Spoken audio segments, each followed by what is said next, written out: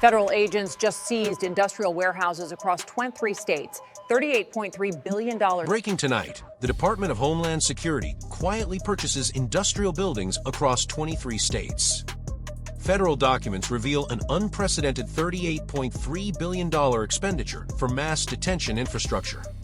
ICE Director Todd Lyons testifies before Congress. This new detention model will allow us to create an efficient network while increasing total bed capacity to support removal operations. At 4:23 a.m. on February 8, 2026, the industrial corridor outside Merrimack, New Hampshire lay silent under a blanket of February snow. Temperature 19 degrees. Wind calm.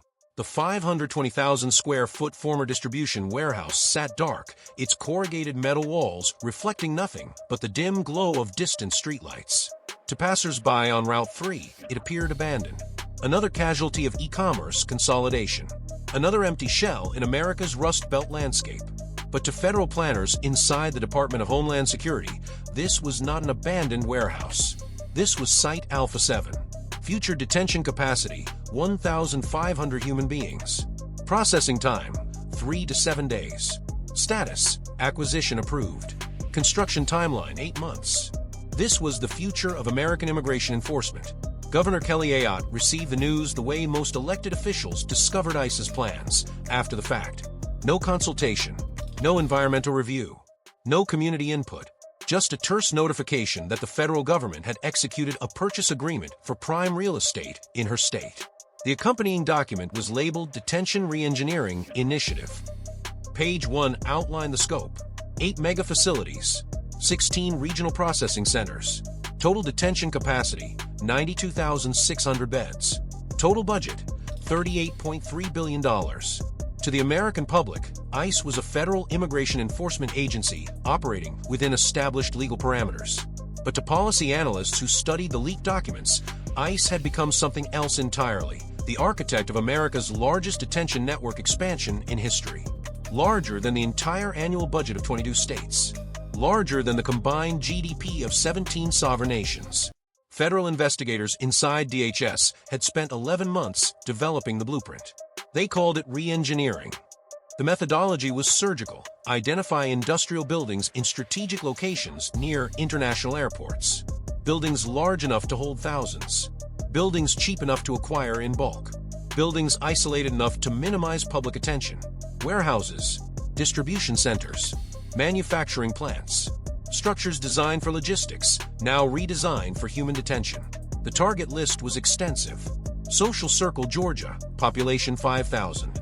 Proposed facility capacity, 7,500 detainees. Tremont Township, Pennsylvania, 1,800 residents. Proposed facility capacity, 7,500 detainees. Upper Burn Township, Pennsylvania. Surprise, Arizona. Prince George's County, Maryland. 23 locations. Coast to coast. Each selected through classified site assessments evaluating water capacity, sewage infrastructure, proximity to federal courthouses, and distance from major media markets. ICE assured local officials the facilities would meet national detention standards. They promised environmental compliance. They cited engineering reviews confirming adequate electrical capacity, water usage parameters, and waste exportation systems. But Ayotte's environmental officials found something different. The proposed Merrimack facility would require 400,000 gallons of water daily. The township's maximum permitted capacity, 1 million gallons. Current peak usage, 820,000 gallons. The math didn't work. In Social Circle, Georgia, city manager Eric Taylor reviewed ICE's infrastructure claims. His town was permitted to pump 1 million gallons per day. For most of the year, peak usage already exceeded 800,000 gallons. Adding 7,500 detainees, triple the town's entire population, would collapse the system. When Taylor requested ICE's engineering studies, he received silence. By December 2025, when an internal budget memo surfaced showing congressional appropriations of $45 billion for detention expansion, up from $3.4 billion in fiscal year 2024, federal transparency advocates understood they were watching something unprecedented. This wasn't an adjustment to existing policy. It was systemic transformation. The document specified, fully implement new detention model by end of fiscal year 2026. Activate all facilities by November 30th. Hire 12,000 additional enforcement agents. Streamline removal operations. Reduce facility contract diversity. Centralize control. By the time Acting Director Todd Lyons testified before the Senate Homeland Security Committee on February 13th, federal procurement officers had already executed the plan's first phase. At 9:47 a.m. Eastern, the orders synchronized across ICE field offices in 8 states: Arizona, Georgia, Maryland, Michigan, Pennsylvania, Texas, New Hampshire, New Jersey. Procurement teams moved simultaneously. Legal documentation prepared weeks earlier. Purchase agreements pre-negotiated through anonymous shell companies. Wire transfers authorized. Titles transferred. The acquisition phase was complete before most local officials opened their morning briefings. In Surprise, Arizona, ICE paid $96 million for a 1.2 million square foot warehouse. Former use: furniture distribution. New designation: Regional Processing Center Bravo 3. Projected capacity: 1,500 detainees. Average stay: 5 days. First renovation bid: $127 million. In Prince George's County, Maryland, the agency secured a 950,000 square foot industrial complex for $102 million. Previous tenant: logistics company. New function: detention and deportation staging. Capacity: 7,000.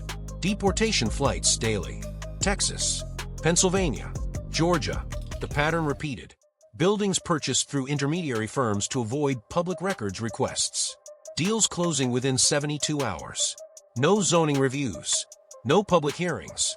Federal property acquisition bypasses local permitting requirements. The documents specified construction parameters. Each facility required reinforced perimeter fencing, biometric entry systems, segregated housing units by security classification, medical clinics, dental facilities, courtroom spaces with video teleconferencing, cafeterias with capacity for 2,000 simultaneous meals, outdoor recreation yards, attorney visitation rooms, and dormitory configurations maximizing bed density while meeting federal detention standards. Contractors received preliminary specifications in January. Core Civic, GEO Group, private construction firms. The bids arrived within weeks. Merrimack facility renovation estimate: $158 million. Timeline: 8 months. Operational budget for first 3 years: $146 million. Job creation projection: 1,252 construction positions, 265 permanent operational staff. But that wasn't what stopped legal analysts cold. Page 17 of the detention overview contained operational protocols. Regional processing centers: average detainee stay of 3 to 7 days. Large-scale detention facilities: average stay of less than 60 days. Then removal. Deportation. The entire detention to deportation pipeline compressed into 9 weeks maximum. Constitutional law experts at the ACLU calculated the timeline. Arrest to processing: 3 days. Processing to detention transfer: 4 days. Detention to immigration court hearing: 14 days average under expedited docket. Court hearing to appeal: 10 days. Appeal to deportation flight: 39 days. Total: 70 days. For immigrants with decades of U.S. residency. For parents of American citizen children. For asylum seekers fleeing violence. 70 days from arrest to forced removal. Keith Armstrong, immigrants' rights attorney, read the protocols 3 times. They're not just expanding detention, he told colleagues. They're eliminating due process.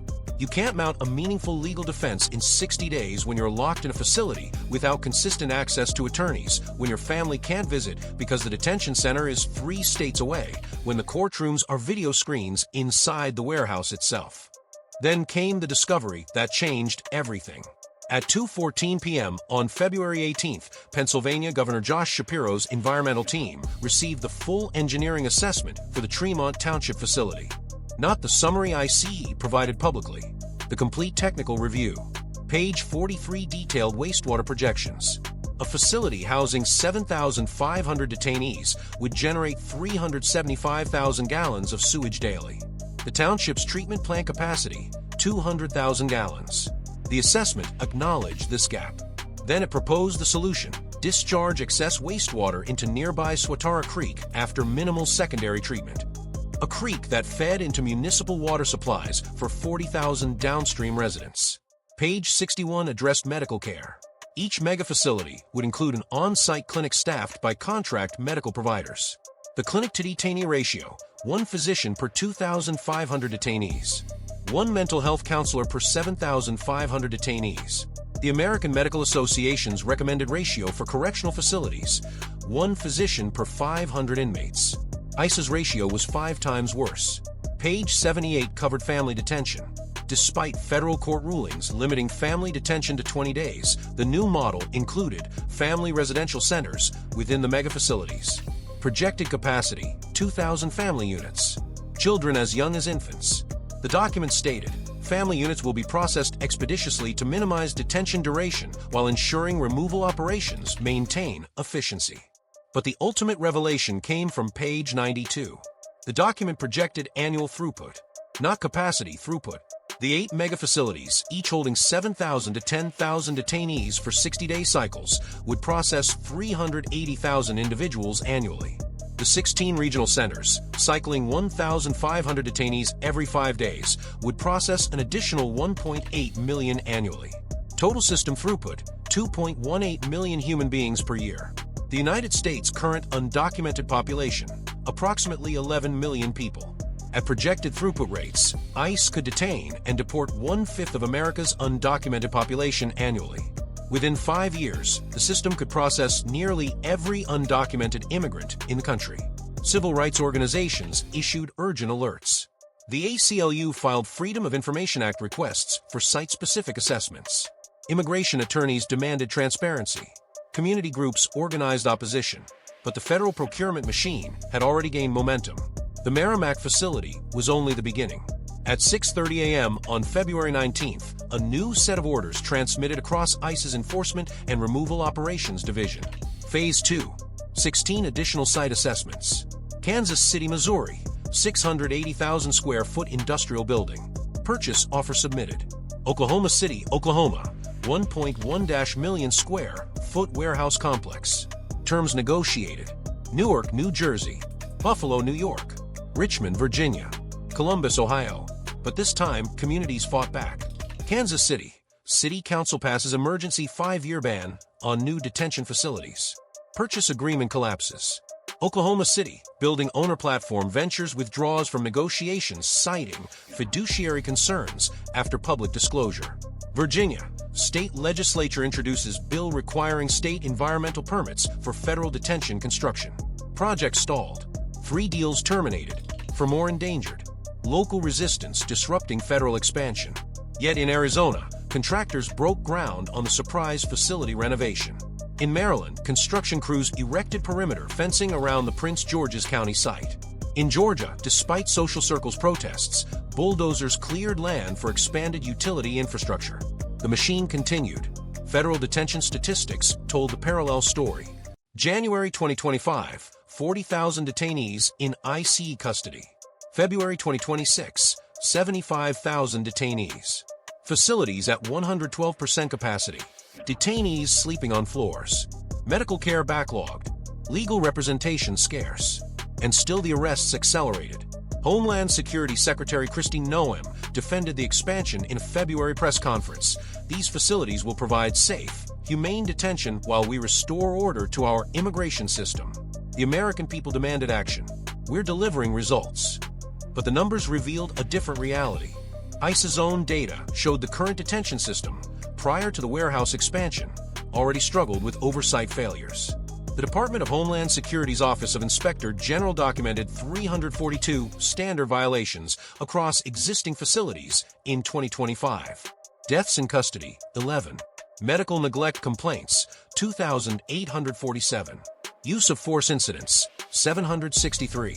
Temple University's 2024 study of Mashanon Valley Processing Center in Pennsylvania found the average detention stay was 78 days, more than 11 times ICE's projected 3 to 7 day processing timeline.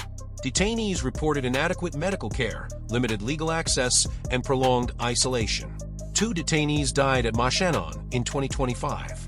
Federal investigations found systemic failures. And now ICE plan to replicate that model 24 times over, at a cost of $38.3 billion, with capacity for 92,600 human beings. By February 20th, the scope was undeniable. The congressional appropriation totaled $170 billion for immigration enforcement overall. Of that, $45 billion allocated for detention operations, $38.3 billion for facility acquisition and construction, the remainder for staffing, transportation, and deportation flights.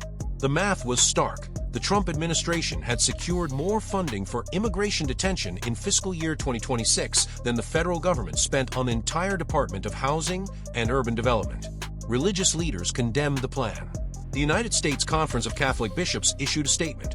The thought of holding thousands of families in massive warehouses should challenge the conscience of every American. This is not border security. This is mass incarceration of immigrants, including children. Massachusetts Governor Maura Healey called the expansion outrageous and absolutely the wrong move, adding, "ICE is shooting people dead on the street. Mothers have been ripped from cars and separated from children. We should be opposing ICE's tactics, not allowing them to expand. We certainly should not be allowing ICE to build new human warehouses." But federal officials dismissed the criticism. Acting ICE Director Lyons testified the facilities would meet detention standards, ensure due process, and improve efficiency. When pressed about community concerns, he stated, "We've conducted comprehensive site assessments. We've engaged with local officials. These facilities will operate within all applicable legal frameworks." Governor Ayotte's response was blunt. Director Lyons' comments are simply not true. His assertion that DHS worked with my office and provided economic impact analysis before the hearing is false. We received those documents hours after he testified. This troubling pattern of secrecy and misrepresentation undermines any claim of good faith engagement. The truth was documented in federal purchasing records. Anonymous shell companies, rapid closings, no public comment periods, communities discovering ICE's plans only after deals finalized. A systematic strategy to avoid transparency and circumvent opposition. By evening on February 21st, the Detention Reengineering Initiative had secured 8 facilities, spent $690 million on acquisitions, committed an additional $1.2 billion to renovations. Projected timeline to operational status, November 30th, 2026. 9 months away. Final statistics painted the transformation. Detention capacity increase, 76,500 beds, raising total system capacity to 92,600. Total expenditure authorized, $38.3 billion for facility construction, renovation, and initial operations. Projected annual throughput, 2.18 million detained immigrants processed for deportation. ICE agent hiring surge, 12,000 new enforcement officers. Private contractor revenue, $8.7 billion in construction and operational contracts. Communities directly impacted, 23 towns and cities, 16 with populations under 10,000. Constitutional challenges filed, 12 federal lawsuits alleging due process violations, environmental law breaches, and civil rights infringements.